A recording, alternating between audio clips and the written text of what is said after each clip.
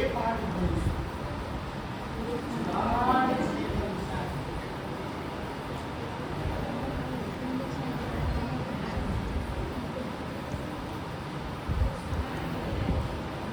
તો બાળકો, આ જગતની ઉત્પત્તિ થઈ હશે, કઈ ને કઈ સર્જન થયું હશે, અને એ સર્જનમાં શરૂઆતમાં જે કઈ અવસ્થા આવી હશે એ અવસ્થાનું નામ છે પદાર્થ.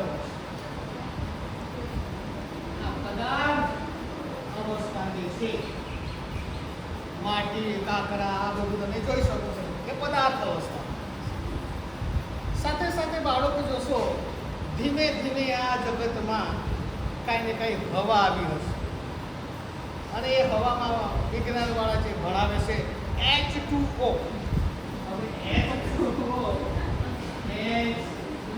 અને O, બરાબર?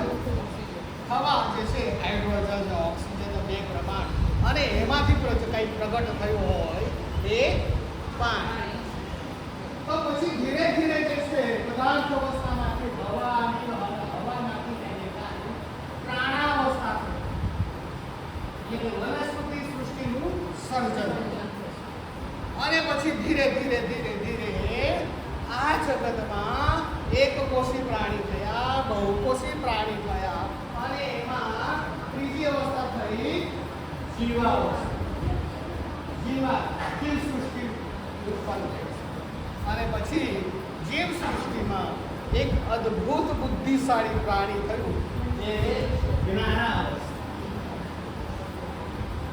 જ્ઞાનને હાંસલ કરે એને જ્ઞાનાવસ્થા. તો બાળકો, આપણે પ્રત્યેક જોઈએ કે આ પ્રાણાવસ્થા જે છે, વનસ્પતિ જે છે,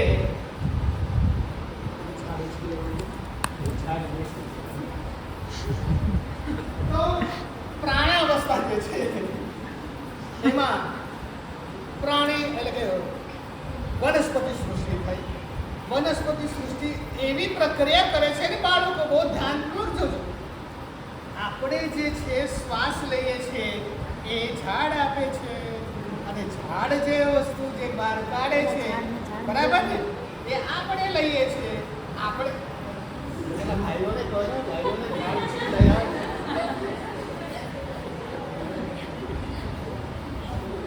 પેલા ભાઈઓને કે અંદર ભાઈઓ છે, ઝાડ ઉછળી લઈ આવો.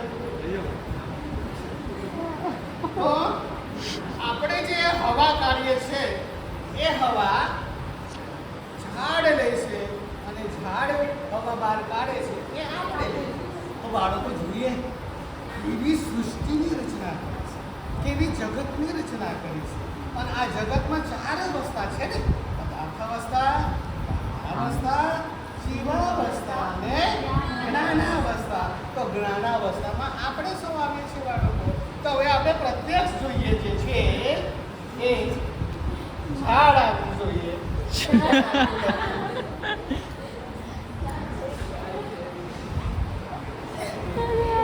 સરને જવું પડે.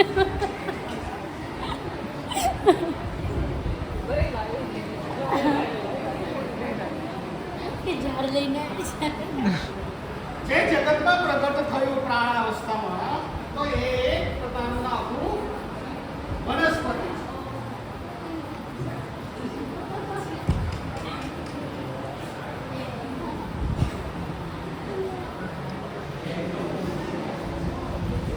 શું કરવું હવે? ઉખાડી લઈએ યાર.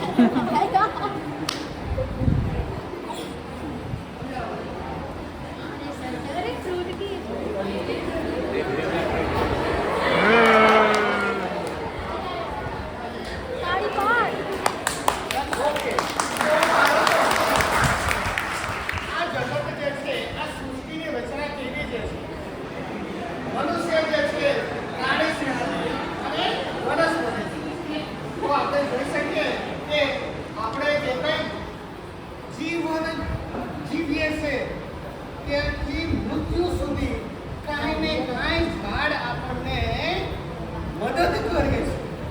તો બાળકો, ઝાડ મનુષ્યનો જ્યારે જન્મ થયો, મનુષ્યનો જ્યારે જન્મ થયો હશે ને ત્યારે બાળકો, જ્યારે તમારા મમ્મી પપ્પા જે છે ને ત્યારે મમ્મી અને પપ્પા શું કરતા હશે તો આપણે જોઈ શકીએ છીએ બાળકો. That's why I love.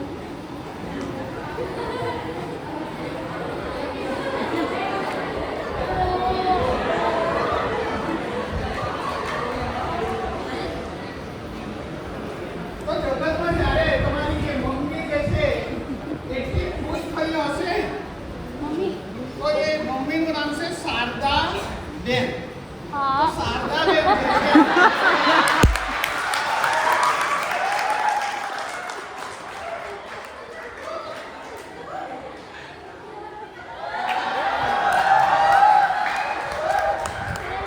જગતમાં આવીને પછી એ ઝાડ પાસે નોકરી કરે હશે કે એ પિતા શ્રી રમેશભાઈ અને માતા શ્રી શારદાબેન. રમેશભાઈને કીધું હશે સંતરામપુર જઈને બજારમાંથી ઘોડિયું લઈ આવ. તો શારદાબેને જે પછી સંતોષ તો કરવું પડશે ને રમેશભાઈ. તો ઘોડી લાવી દીધું અને એ ઘોડી લાવી દીધું અને પછી શારદાબેને છોડીમાં મૂકી દીધું પડી જશે નાનો બાળક. કે પારણિયું બંધાય માતા શારદાબેન હરખાય મારો મારો પારણિયામાં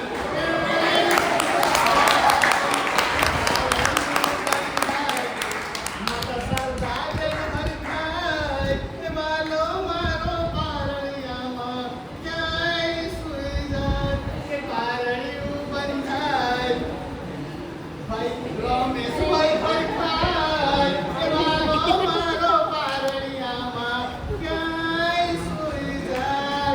તો બાળકો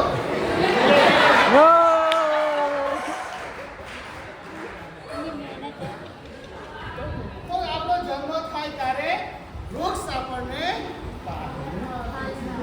ધીમે ધીમે આપણે મોટા થતા ગયા, સ્કૂલમાં ભણવા ગયા તો ફાઇલ કાગળો જે છે એ કોણ આપે છે બાળકો? વૃક્ષ આપે છે. તો હવે બીજું ચિત્ર પણ આપણે દેખાડીએ બાળકો.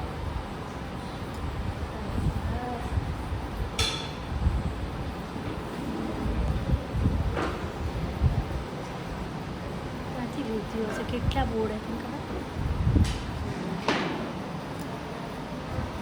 બાળકો આમાં નિરીક્ષણ કરો અને એમાં કઈ કઈ બાબતો તમને ચિત્રમાં દેખાય છે એ બતાવી શકશો બાળકો? ઉભા થઈ ચિત્રમાં બધું કઈ આઈટમ દેખાય છે? હા એક વ્યક્તિ છે એક વૃક્ષની નીચે આવે. હા, હવે બતાવી.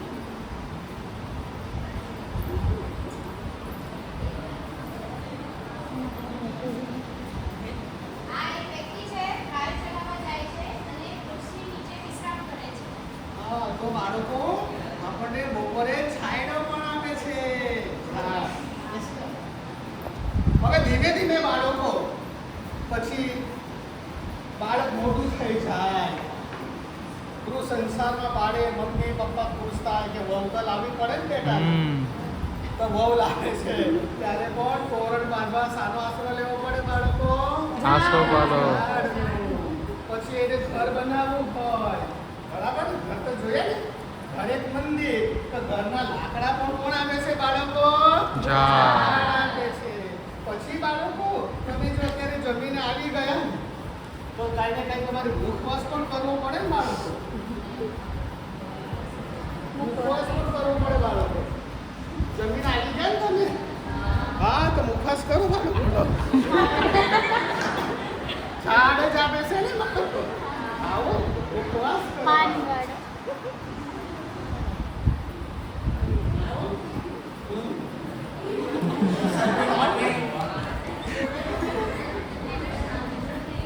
પછી ધીરે ધીરે બાળકો બીમાર પડે. તો બાળકો બીમાર પડે ત્યારે આપણને આને. ઝાડ તમે ઓળખી બતાવો કે એમાં ઔષધિ આપે એવું ઝાડ ઓળખી બતાવશો બાળકો? ઊભા થાય ઓળખી બતાવો. હા ખૂબ સરસ. લીમડો કે હાલ લીમડાનો આપણે દાંતણ કરીએ, દાંત સડી ના જાય, તાવ આવે તેનો રસ પીએ છે તો ખૂબ સરસ એવા બાળકો બેન. પછી ધીરે ધીરે બાળક આપણે જોઈ શકીએ કે પછી ધીરે ખડપણ આવી જાય.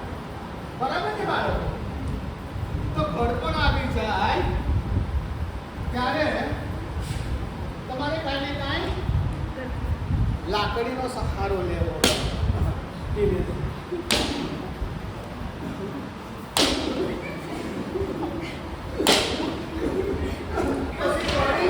પછી જાય બાળકો. પછી એને ક્રિયા તો કરવી પડે ને બાળકો. તો ક્રિયા કરવા માટે શું કરે છે તમારા સમાજના લોકો?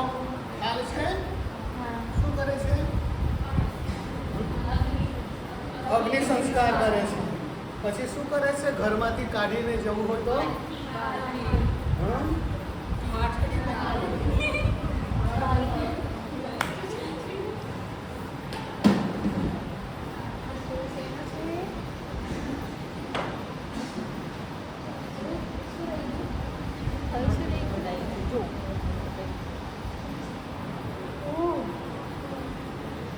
પછી બાળકો શું કરે છે? સમાજના લોકો ઠાઠડી બાંધે છે. રામ બોલો ભાઈ, રામ બોલો ભાઈ રામ. રામ બોલો, રામ બોલો, રામ રામ. સત્તાઓ લઈ. પછી બાળકો અંતિમ સંસ્કાર. અરે સરસ. તો લઈને આય નોન સ્ટિક.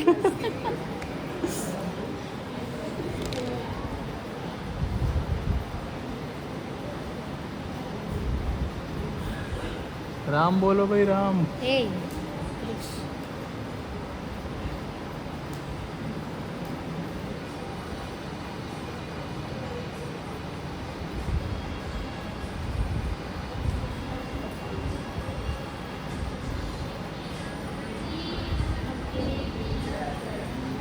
देख तमाशा लग